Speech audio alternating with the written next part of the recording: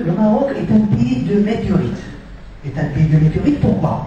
Vous savez qu'il y a une grande collection dans le monde. Il y a plein de musées qui collectionnent ces météorites. Et dans toutes les collections du monde, on a seulement ces 44 météorites martiennes. Dont 21 marocaines. Et les météorites lunaires, dans toutes les collections, faites attention, il y a des musées qui ont commencé à collecter les météorites depuis 1750, notamment le Muséum d'histoire naturelle à Paris et le British Museum à Londres, depuis 1700. Nous, aussi au Maroc, on a commencé en 2004, avec la chute de Bébé. Et les météorites lunaires, dans toutes les collections mondiales, on a 72 météorites, dont 34 météorites lunaires. Alors, pour comprendre l'origine des météorites, on va revenir sur l'univers. Vous savez, l'univers est grand. Il est formé par des structures. Là, il y a des étoiles, des milliards et des milliards d'étoiles qui sont regroupées entre eux. C'est les galaxies. Et dans l'univers, il y a des milliards et des milliards de galaxies.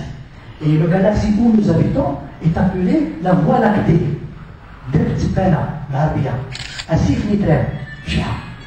Alors, donc c'est une galaxie tentaculaire. Et lorsqu'on regarde cette ramification-là, il y a un point de milieu ici. C'est notre soleil, à nous, c'est notre étoile à nous. Et lorsqu'on augmente l'observation, autour de ce soleil, il y a une planète appelée Terre, donc nous sommes actuellement sur son temps ici.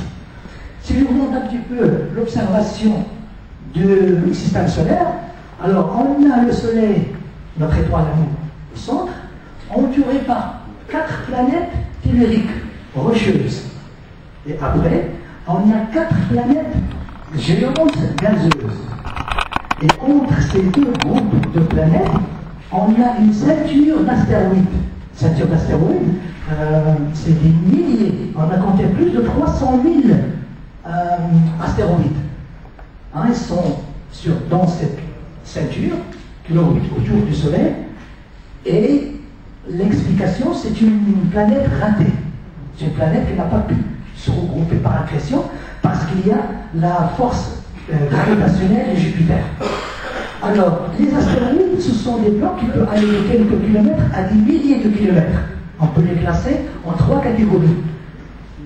Astéroïdes M, c'est-à-dire métalliques, qui donnent des météorites périphéres, comme celle de Michi.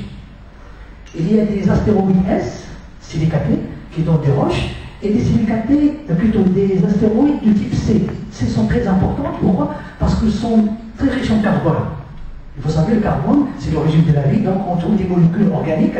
Et en plus, vous savez, le carbone, avec le choc, avec la pression, se transforme en diamant. D'où on a des météorites qui sont riches en diamant. Le diamant, c'est pas le diamant terrestre qui se forme avec Kimberley, c'est un diamant qui est formé à côté du Soleil, avec l'énergie du Soleil, et il a un âge de 4 milliards 600 millions d'années. Alors, plein d'astéroïdes dans une même orbite, la forme n'importe comment, ils tournent entre eux, donc il y a des chocs très violents, et libération de fragments. Alors, cette libération de fragments, on a 2 possibilités. Soit le fragment, il va aller directement vers la Terre, d'où on a une météorite astéroïdale, soit le fragment, il va jouer le rôle d'un impacteur, et il va heurter soit Mars, soit la Lune, il va arracher un morceau, d'où on a une météorite lunaire ou martienne. Donc c'est comme ça, les météorites lunaires et martiennes sont rares. Il faut tout le jeu. Nous, qu'est-ce qu'on va observer sur la Terre? On va observer des traînées lumineuses. soit des étoiles filantes, c'est un petit bloc. Si on a un grand échantillon, on va observer carrément un bolide. Hein, comme le cas des Michel, c'est sûr, un grand bolide. Et qui trouve les météorites? C'est les autochtones. Les gens qui habitent le Sahara, surtout les nomades et les bergers. Hein, donc les Marocains, c'est ça. Ils ont le savoir-faire. Et on a, alhamdoulilah, avec notre laboratoire, on a des liens avec eux.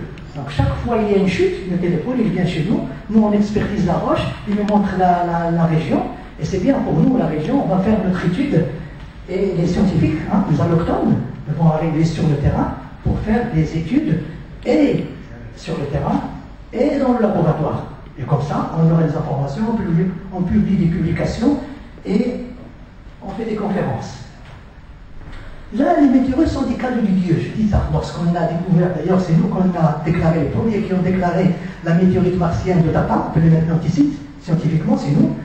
Et je dis dans tous les journaux, je dis que c'est un cadeau de Dieu. C'est un cadeau de Dieu parce que c'est pas possible d'aller sur jusque toute la technologie qu'on a, ils n'ont pas pu ramener un grain de sable. Hein? Donc, de temps en temps, on a une météorite qui tombe à 160 km ici à Tata, à côté de nous. Donc moi je considère ça comme un cadeau du Dieu. À notre laboratoire à l'Université de Zone, pour avoir un morceau de Mars, c'est pas possible. Mais de temps en temps, il y a ces cadeaux-là qui arrivent. Mais c'est pas toujours cadeau. Comme le cas de la voiture de Mademoiselle Krebs. En New York, en Textile, le 9 octobre 1912, tout le monde a vu un bolide. D'ailleurs, c'est le premier bolide qui a été filmé. Il est sur YouTube. Et elle a opté la voiture de Mademoiselle Krebs. C'est la plus chère voiture du monde. Elle a fait tous les musées du monde. La photo là, c'est au Muséum d'Histoire naturelle en 1996. Encore cadeau du Dieu. Récemment, en 2008, une météorite est tombée en Pérou et elle a entraîné la formation d'un cratère de 30 mètres. Hein, le calcul par la NASA de l'énergie pour former ce cratère est autour de 1 à 2 tonnes de TNT. Hein, c'est pas grand comme cratère, donc 30 mètres, c'est pas grand. La plus grande météorite sur Terre, c'est Roba. Roba, c'est les frères Roba. Dans une ferme, ils veulent faire des fondations, ils ont trouvé un morceau de fer qui pèse 60 tonnes. Donc c'est la plus lourde, la plus grande. Ils ont fait des analyses, ils ont trouvé que c'est une ataxite, identique à celle d'Ilychine. Hein? Et lorsqu'il est grande comme ça, comme on a dit tout à l'heure, il va laisser des cicatrices, des astroblèmes. Astro, en grec, c'est espace. Blême, blessure.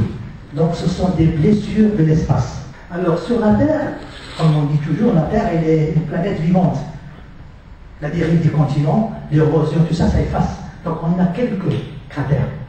Tout sont faits 160 cratères dans le monde entier. Aucun cratère au Maroc. Alors donc on va parler un petit peu des cratères d'impact. Normalement, on cherche un cratère d'impact, on a trouvé deux.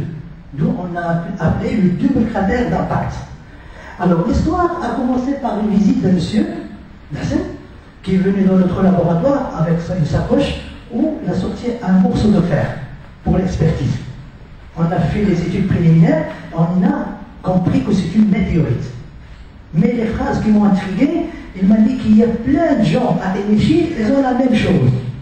Même il y a une personne qui a 34, un seul morceau de 34 kg. Alors là, je ne vous cache rien, j'étais très excité. Alors qu'est-ce qu'il y a à Énéchir? Il y a deux beaux lacs circulaires. Alors circulaire, c'est très important. On va commencer à travailler. On a commencé le travail par les photos aériennes et Google, et puis on a fait un saut sur le terrain. On a commencé par questionner les gens. Est-ce que quelqu'un qui a trouvé une météorite? Vous connaissez quelqu'un qui a trouvé du fer ici? Effectivement, il y a plein de gens qui ont trouvé des météorites. D'ailleurs, ils nous ont ramené où ils ont trouvé des météorites, et on a fait un balayage, et en nous aussi, balayage automatique, c'est comme ça qu'on travaille, il ne faut rien laisser, il faut tout regarder, et effectivement, on a trouvé des météorites. On a trouvé un beau échantillon qui est maintenant adhéré à la collection du Bleuson, une belle collection. Donc on a encore un autre échantillon très beau de 290 grammes. Et on a trouvé aussi des fragments altérés. Très intéressant, pourquoi? Parce que ces fragments, on a trouvé à l'intérieur des couches sédimentaires. Et les couches sédimentaires, c'était des sultaniens, l'âge 40 000 ans. Donc il nous a donné une idée sur l'âge de la chute. Maximum, c'est 40 000 ans. Oui, on a fait le terrain, comme des géologues. Il y a une étude qui a été faite avant nous, de M. Zerwa, en 1995, où lui aussi il a visité la région, mais il n'a pas compris. Et il a fait la géomorphologie du cratère d'Isli, et il a trouvé des échantillons à l'intérieur des sédiments terrestres. Et là, ils ont daté ces sédiments, ils ont trouvé un âge de 35 millions d'années. Donc c'est le même âge qu'on a trouvé nous aussi. Donc on peut confirmer que notre météorite d'Imichi, c'est autour de 40 000 ans. On a aussi fait le même remarque, c'est en s'approchant au cratère, les couches qui étaient horizontales, elles deviennent verticales. Et ça, c'est un caractère très important. D'ailleurs, plusieurs cratères d'impact ont été déclarés par ce phénomène-là. Ici, on a trouvé des brèches d'impact. Très intéressant aussi pour les cratères d'impact. C'est quoi les brèches d'impact? Alors, au moment d'explosion, on a tous les débris qui vont sauter dans le ciel, on appelle ça éjecta. Ces éjecta, à un moment donné, ils vont retomber par l'accélération du pesanteur, ils vont tomber sur le sol, les uns sur les autres, et avec le temps, ils vont solidifier par un ciment carbonaté, et ce sont des brèches d'impact. Ils montrent que la région a subi un secouement, une explosion. En plus, on a trouvé des traces de choc, des fractures radiales. À côté des lacs, on trouve des roches qui ont souffert d'une explosion. Là, on peut le faire qu'avec une explosion. Alors, des fractures radiales, comme une étoile araignée, la seule explication que cette région-là a subi un choc, une explosion importante. Le plus important pour les scientifiques, pour les gens qui vont accepter comme émiché de cratères d'impact, c'est le quartz choqué. Alors les scientifiques connaissent bien que le quartz il est deux formes. Quartz ordinaire, on l'appelle quartz alpha, mais lorsque le quartz subit une grande pression, il devient quartz bêta. Stuchevite, cuisine, tout ça. Il est caractérisé par ses clivages. Parce que dans le quartz normal, on ne peut pas trouver ces clivages. On ne peut pas trouver cette saleté. Il ne s'intère pas. Cette saleté, c'est la fusion atomique. Fusion atomique qui est liée à un supplément, à une explosion. Donc on a regroupé toutes les données. On a des formes circulaires des deux cratères. On a trouvé presque 180 kg de météorites dans la région. On a trouvé les couches verticalisées tout autour des cratères. Et on a trouvé encore les brèches, parce que les brèches s'altèrent facilement. Il y a beaucoup de pluie dans les montagnes, ça va. Mais dans Imichi, il y a encore des brèches comme témoins de l'explosion. Puis on a trouvé plusieurs cristaux de quartz choqués. L'explication, c'est 40 000 ans auparavant, un morceau de fer très grand, de diamètre qui dépasse 120 mètres, a pénétré dans le ciel d'Imichi. Alors, elle est fragilisée par le choc en haut, pour se libérer du corps parent, dans la ceinture d'astéroïdes. Puisqu'il est fragilisé, il va se diviser en deux blocs. Un grand de 75 mètres qui va pénétrer rapidement vers le plateau d'Imichi et il va entraîner la formation de l'astroblère ici, avec un diamètre de 1,5 km et une profondeur autour de 100 mètres. Le deuxième bloc plus petit, donc il a une vitesse plus faible, de 50 mètres de diamètre, il va entraîner la formation de petits lacs de 1 km de diamètre. Avant-hier, on a s'amusé à calculer la masse qui est responsable de la formation de grands cratères, avec calcul simple, difficile, le ferrari. Et l'énergie, on a calculé l'énergie. L'énergie, c'est facile à calculer. Al-Azhar, il a posé un bac. Le diamètre est proportionnel à l'énergie. Et lorsqu'on a mis notre cratère, on a mis 1,5, l'énergie pour former le cratère ici, c'est 50 bombes Hiroshima. 50 bombes Hiroshima qui vont s'exploser en même temps. Donc c'est une énergie très très importante. Alors, on va oublier l'énergie, tout ça.